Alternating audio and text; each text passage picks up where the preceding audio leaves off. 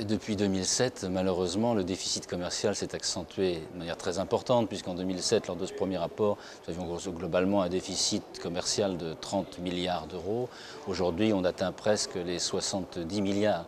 Donc la situation est plus difficile. Alors bien sûr, c'est sans doute dû aussi à l'énergie fossile qui coûte beaucoup plus cher, le pétrole et tout cela, mais quand même, on a des signes qui sont négatifs, puisque dans nos entreprises, les PME indépendantes étaient 120 000 à exporter il y a 5 ans.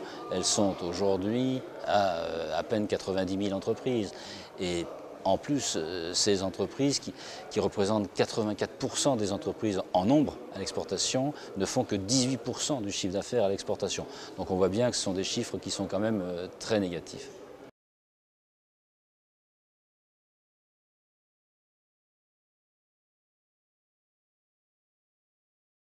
Et oui, alors il y a un manque d'appétence, je crois, il est certain, depuis l'origine, c'est-à-dire depuis très longtemps, la France, les Français n'ont jamais eu envie d'aller s'exporter.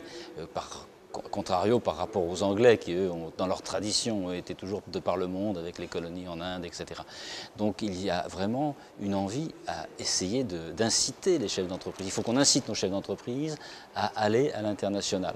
Alors il y a un certain nombre de choses. Il y a déjà culturellement, il faut leur apprendre dès l'école que maintenant l'économie elle est mondiale, elle n'est pas simplement hexagonale, donc il faut donner ses envies. Ensuite, ça se passe par la formation initiale d'abord. Ensuite, il y a encourager les entrepreneurs pour faire, s'ils vont à l'exportation, leur donner des plus quelque part. Il faut peut-être qu'il y ait une fiscalité un petit peu différente. Il faut aussi mettre en avant la réussite de ces entreprises qui exportent, les montrer. On ne montre jamais les succès de nos entreprises. Donc tout cela, ce sont des modèles. Et puis peut-être, de manière encore plus importante, il faut inciter les entreprises, parce qu'on parle de PME là, à travailler ensemble, à se regrouper. Ça me paraît essentiel.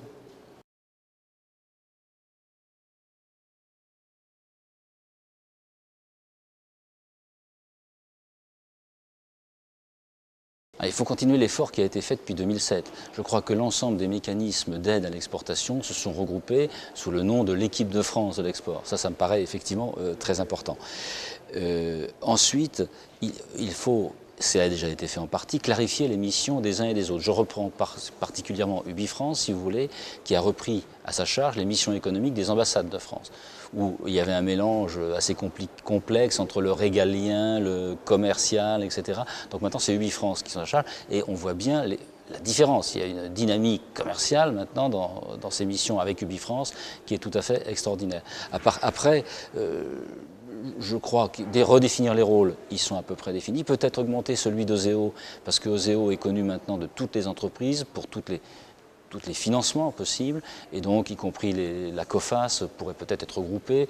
Enfin, toutes ces missions maintenant sont regroupées. Ce qu'il faut, c'est vraiment aller au niveau des régions, dans les territoires, pour aller chercher les entreprises. C'est un accord qui a été passé d'ailleurs en 2008, je crois, entre les chambres de commerce et UbiFrance. Les chambres de commerce ont pour mission d'aller répertorier les entreprises pour essayer d'organiser en filière dans des bassins d'emploi.